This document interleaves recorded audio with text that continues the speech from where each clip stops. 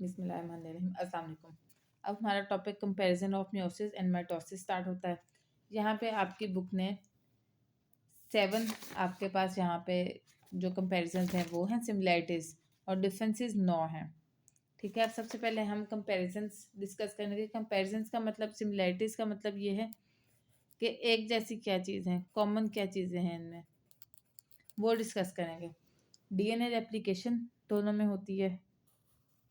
DNA replicate करता है S phase में। ठीक है, ये माइटोसिस और मियोसिस का स्टार्ट होने से पहले का काम है डीएनए रेप्लिकेशन का, तो ये दोनों में ही होता है। देन नेक्स्ट हेडिंग है आपके पास कि क्रोमोसोम जो है वो पेयर्स में है। Both divisions begin with a parent cell that has chromosome in pairs. दोनों डिवीजन्स माइटोसिस के स्टार्ट में भी ऐसे पेयर में क्रोमोसोम है और मियोसिस के स्टार्ट में भी पेयर में क्रोमोसोम है, और माइटोसिस के स्टार्ट में भी ऐसे क्रोमोसोम है जिसमें 2 सिस्टर क्रोमेटिड्स मौजूद हैं। ये सेकंड को हमारे पास सिमिलैरिटी आ गई है। देन अगर हम थर्ड सिमिलैरिटी को डिस्कस करें, आपकी बुक में जो दी गई है, थर्ड सिमिलैरिटी है क्रोमोसोम का कंडेंस होना। ये दोनों डिवीजन्स की जो प्रोफेज थी, प्रोफेज जब हो रही थी तो माइटोसिस और मियोसिस दोनों के प्रोफेज में क्रोमेटिन कंडेंस हुआ था और chromosome became visible during prophase. दोनों के प्रोफेज में क्रोमेटिन कंडेंस होकर क्रोमोसोम बनाया था जो कि पेयर्स में मौजूद था। अब ये प्रोफेज का जो स्टेप है, क्रोमेटिन कंडेंस करके पेयर की फॉर्म में क्रोमोसोम बनाएगा, ये प्रोफेज में होता है। तो आपने इससे लिंक करके ये पॉइंट नंबर 2 और 3 याद करना है। पहला, डीएनए रेप्लिकेशन का जो मामला है वो आपने याद रखना है कि माइटोसिस और मियोसिस दोनों में कॉमन इस वजह से है क्योंकि ये अमल इनके स्टार्ट होने से पहले होता है। देन माइटोसिस और मियोसिस का पहला स्टेप प्रोफेज है। प्रोफेज में 2 काम होते हैं, क्रोमोसोम पेयर्स में मौजूद होते हैं और दूसरा क्रोमेटिन कंडेंस होकर क्रोमोसोम बनाते हैं। ये ज़रूरी नहीं है कि आप इसी सीक्वेंस में लिखें, लेकिन मैं आपके दिमाग में एक पिक्चर ड्रॉ करना चाह रही हूँ कि किस तरह से पहले हमने इंटरफेस में इनकी कॉमन सिमिलैरिटीज़ देखी, देन हमने प्रोफेज में इसकी सिमिलैरिटीज़ देखी। अब हम नेक्स्ट स्टेप पे आते हैं। Both mitosis and meiosis involve formation of spindle apparatus. जो स्पिंडल ऑपरेटस बनता है, पूरा एक स्पिंडल फाइबर्स का नेटवर्क निकलता है ऐसे। ये वाला अमल भी प्रोफेज में होता है स्टार्ट होना, और ये अमल भी दोनों में कॉमन है। अब 3 चीज़ें प्रोफेज वाली आ गई। Then both involve prophase, metaphase, anaphase, telophase. अब वो कहता है कि इन जो माइटोसिस मियोसिस दोनों में ये 4 स्टेप्स कॉमन है। फ़र्क सिर्फ इतना है कि मियोसिस में जो हैं वो ये चारों स्टेप्स 2 दफ़ा होते हैं, एक मियोसिस 1 में और एक मियोसिस 2 में, जबकि माइटोसिस में एक ही दफ़ा होते हैं। ये एक थोड़ा सा फ़र्क है, अदरवाइज दोनों में ये चारों स्टेप्स मौजूद हैं। देन इन बोथ डिवीजन्स हमारे पास 6 पॉइंट है। In both divisions sister chromatid separate. ये भी एक कॉमन चीज़ है। माइटोसिस में ये एनाफेज में होता है और मियोसिस में एनाफेज 2 में होता है। सिस्टर क्रोमेटिड्स अलग, जो मियोसिस है उसमें एनाफेज 2 में होते हैं, जबकि माइटोसिस में सिंपल एनाफेज में होते हैं। अब आपने सीक्वेंस याद रखना है, इंटरफेज, देन प्रोफेज के 3 पॉइंट्स, सेकंड, थर्ड और 2, 3 और 4 थी, ये तीनों प्रोफेज से रिलेटेड थे। देन इसमें हमने चारों अपने स्टेप्स की बात की कि चारों स्टेप्स कॉमन हैं। देन हम एनाफेज की तरफ आ गए हैं। अब ये स्टेप एनाफेज पे को लेके की सेपरेशन को डिस्कस करता है। देन जो लास्ट स्टेप है वो है साइटोकाइनेसिस का। Cytokinesis at the end of both divisions. During cytokinesis cytoplasm divide and 2 cells are formed. दोनों में माइटोसिस, मियोसिस 1, मियोसिस 2, तीनों में के एंड पे साइटोकाइनेसिस होती है, तीनों के एंड पे न्यू सेल्स की फॉर्मेशन होती है। ये आपने अब इसको रट्टा लगाने को समझ लें या ये पॉइंट ज़हन में रखने को समझ लें। सबसे पहले तो आपने ये 7 जो आपके पास पॉइंट्स हैं इनमें आपने ज़हन में रखने हैं। फर्स्ट पॉइंट इंटरफेस से रिलेटेड था, लीनियर एप्लीकेशन का। सेकंड, थर्ड और फोर्थ, ये सारा था हमारे पास प्रोफेज के स्टेप्स को डिस्कस कर रहा था कि प्रोफेज में पेयर्स की फॉर्म में क्रोमोसोम था, ठीक है। देन इसके बाद क्रोमेटिन कंडेंस हो रहा था और देन स्पिंडल फॉर्मेशन थी। देन आपके पास फिफ्थ पॉइंट जो आपका था वो इसने इन जनरल चारों फेजेस डिस्कस की थी, प्रोफेज, मेटाफेज, एनाफेज, टीलोफेज। ये चारों कॉमन होती हैं। सिर्फ फ़र्क ये है कि माइटोसिस में एक दफ़ा होती है, मियोसिस में 2 दफ़ा होती हैं। देन सिक्स स्टेप में उसने आप किया एनाफेज को डिस्कस किया था, एनाफेज को। देन एंड पे उसने एंड पे साइटोकाइनेसिस को डिस्कस किया था। आप ये ध्यान रख लें कि interphase, then prophase, metaphase, anaphase, telophase, then cytokinesis. आपने इसको ये जहन में रटा लगा लें कि इंटरफेस डिस्कस करके देन उसने प्रोफेस डिस्कस किया 3 दफ़ा, फिर ये स्टेप छोड़ के ये डिस्कस किया, फिर टीलोफेज छोड़ के साइटोकाइनेसिस डिस्कस किया। फर्स्ट पॉइंट सिमिलरिटी का, देन 3 ये, एक यहाँ से एक यहाँ से, कितने पॉइंट्स आपके निकले? 3, 4, 5, 6। 6 और 7वां पॉइंट जो इसने इन जनरल ये चारों प्रोफेस, मेटाफेज, एनाफेज, टीलोफेज इन चारों प्रोसेस को कंपेयर किया है। चौथा जो आपके पास 7वां पॉइंट है वो ये बन गया। आई होप ये साथ के साथ पॉइंट्स आपके जहन में बैठ गए होंगे। अब हम आएंगे इनके डिफरेंसेस पे। माइटोसिस और मियोसिस में फ़र्क क्या है?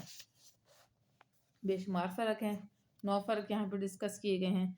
सबसे पहले तो ये कि माइटोसिस में जो पेरेंट सेल होता है वो 2 डॉटर सेल्स बनाता है, जबकि मियोसिस में पेरेंट सेल 4 डॉटर सेल्स बना रहा है।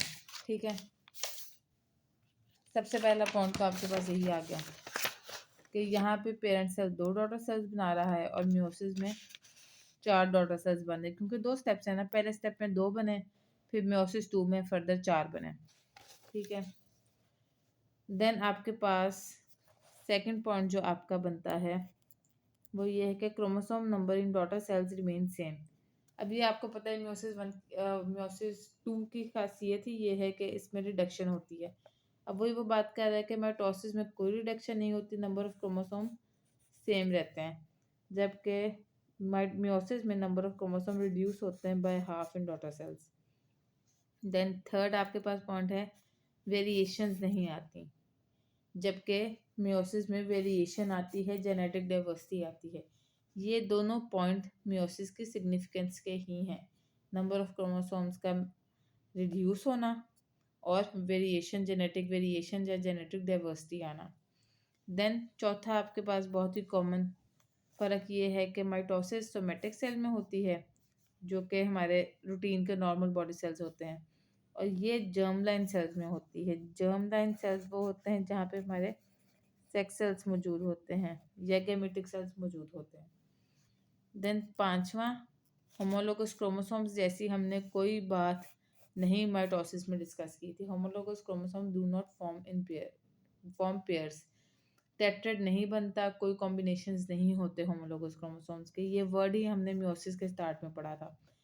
इसी वजह से मियोसिस में होमोलोगस क्रोमोसोम्स पेयर्स की फॉर्म में मौजूद होते हैं, पूरा एक वो टेट्रेड्स बनाते हैं। Then crossing over, no crossing over, जबकि इसमें प्रोफेज के स्टेप में क्रॉसिंग ओवर होती है। ये इसने सेम पॉइंट, जेनेटिक वेरिएशन भी यही चीज़ है और क्रॉसिंग ओवर भी यही चीज़ है। क्रॉसिंग ओवर नहीं होती है मियोसिस में, इसी वजह से वेरिएशन आती है। क्रॉसिंग ओवर नहीं होती माइटोसिस में, इस वजह से वेरिएशन नहीं आती। देन सेवन्थ पॉइंट है single chromosome aligns to form metaphase plate. ऐसे एक सिंगल क्रोमोसोम्स ने मेटाफेज प्लेट बनाई थी, जबकि इधर होमोलोगस पेयर से मेटाफेज प्लेट बनाई थी। इन दो ने ऊपर नीचे आने की जगह ऐसे पूरा एक टेट्राहेड्रॉन बना के मेटाफेज प्लेट बनाई थी। मेटाफेज प्लेट का स्ट्रक्चर इन दोनों में डिफरेंट था। देन हमारे पास 8वां पॉइंट आता है during anaphase chromosomes break and individual chromatids are pulled towards poles. यही बात के एनाफेज में क्रोमोसोम्स इंडिविजुअल जाते हैं अलग अलग और अलग अलग सेल बनता है, जबकि एनाफेज 1 में पूरा का पूरा देखें इस फॉर्म में मौजूद था ना। जब वो डिवाइड होगा तो पूरा का पूरा क्रोमोसोम का पेयर जाएगा, एक इस सेल में जाएगा और दूसरा पेयर इस सेल में जाएगा। ये क्रोमेटिड्स सिस्टर क्रोमेटिड्स अलग नहीं हो रहे मियोसिस में, जबकि माइटोसिस में ये अलग होते हैं एनाफेज में। देन लास्ट पॉइंट आपके पास इसकी यूजेज। माइटोसिस का कहाँ इस्तेमाल होता है? जहाँ पे हमें ग्रोथ चाहिए, डेवलपमेंट चाहिए, या maintenance of multi cellular organism चाहिए। बॉडी को उसकी नॉर्मल हालत में, नॉर्मल ग्रोथ, डेवलपमेंट, मेंटेनेंस में रखने के लिए माइटोसिस की ज़रूरत है।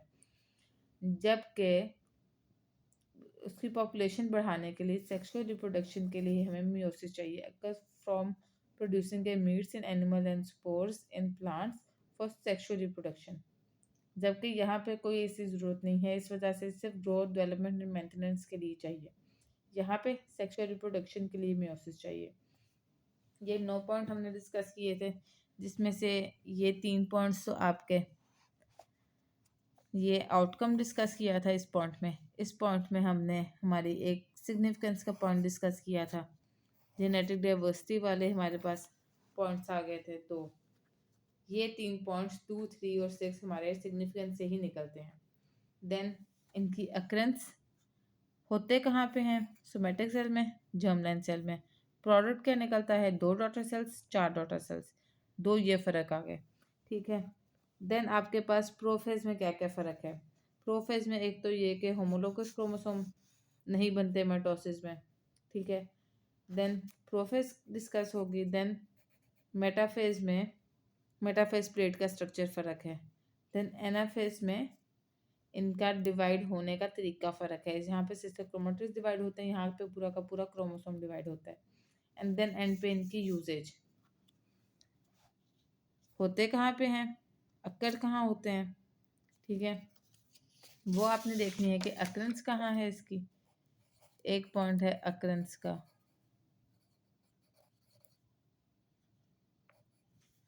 देन एक पॉइंट है आउटकम का, कि 2 डॉटर सेल्स, 4, एक में 2 डॉटर सेल्स बनते हैं, एक में 4। देन थर्ड पॉइंट आपके पास है कि ये इनकी सिग्निफिकेंस क्यों होते हैं, अक्रेंस होती क्यों है, नीड क्यों है इसकी। वो एक में हमें मेंटेनेंस के लिए चाहिए और दूसरे में सेक्सुअल रिप्रोडक्शन के लिए चाहिए। ये 3 पॉइंट्स हो गए। अब देन 3 पॉइंट्स आपके निकलते थे जेनेटिक डाइवर्सिटी की वजह से। चौथा पॉइंट जेनेटिक डाइवर्सिटी। 5वां पॉइंट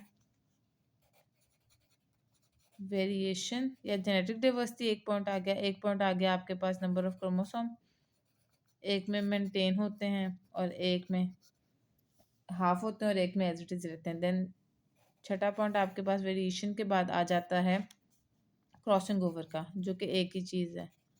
ठीक है। ये 3 देन 7, 8, 9 रह गए। 7, 8, 9 पॉइंट्स उन्होंने आपके स्टेप से उठाए हैं, प्रोफेज, मेटाफेज और एनाफेज से। ये इस तरह से आपने इन पॉइंट्स को कैरेक्टराइज करके फिर याद करना है कि पहले अक्रेंस, आउटकम और नीड। देन आपके पास सिग्निफिकेंस से 3 पॉइंट्स निकलते हैं और देन 3 पॉइंट्स आपके पास निकलते हैं प्रोफेज, मेटाफेज और एनाफेज से। तो फिर ये आपका टॉपिक कंपैरिजंस का टॉपिक, सिमिलैरिटी और डिफरेंस दोनों बहुत अच्छा, बड़ी प्रॉपरली कवर हो जाएंगे और आपको कोई point exam point of view से भूलेगा भी नहीं। यहाँ पे हमारा ये टॉपिक ख़त्म होता है। देन हम डिस्कस करेंगे, हाँ, ये अगर आप पिक्चर कोई डिस्कस करना चाहें तो ये comparison between mitosis and meiosis. अब आप देखें कि यहाँ पे हो रहा है माइटोसिस, ठीक है। ये क्रोमोसोम जो थे हमारे होमोलोगस क्रोमोसोम्स अगर मौजूद भी हैं तो उनका माइटोसिस के साथ कोई लेना देना नहीं है। माइटोसिस से सीधा ये हमारे इंडिविजुअली इन्होंने बने, इंडिविजुअली सेपरेट हुए, सिस्टर क्रोमैटिड्स बने और अलग हो गए। जबकि इन होमोलोगस क्रोमोसोम्स का सिर्फ मियोसिस में यूज़ है कि मियोसिस 1 में क्रॉसिंग ओवर हुई, फिर ये पेयर्स की फॉर्म में सेपरेट हुए, देन दोबारा मियोसिस 2 हुई और फिर ये सिस्टर क्रोमैटिड्स की फॉर्म में सेपरेट हुए। ये यहाँ पे पूरे 2 स्टेप्स, इस साइड पे उसने मियोसिस 1 देन मियोसिस 2 के दिखाए हैं और यहाँ पे सिंपल माइटोसिस हो रही है। और ये हमारे पास आउटकम जहाँ पे 2 सेल्स बन रहे हैं और यहाँ पे 4 सेल्स बन रहे हैं, जो कि आपने डिफरेंसेस के टेबल में भी डिस्कस किया था। देन इसकी हमारे पास एक्सरसाइज आ जाती है, जो कि हम नेक्स्ट वीडियो में इंशाल्लाह डिस्कस करेंगे। अभी तक के लिए हमारे सारा टॉपिक माइटोसिस और मियोसिस का सेल साइकिल का 4.4 तक सारा कवर हो जाता है। आई होप आपको समझ आई होगी। कोई क्वेश्चन हो तो आप कमेंट्स में पूछ सकते हैं। अल्लाह हाफिज़।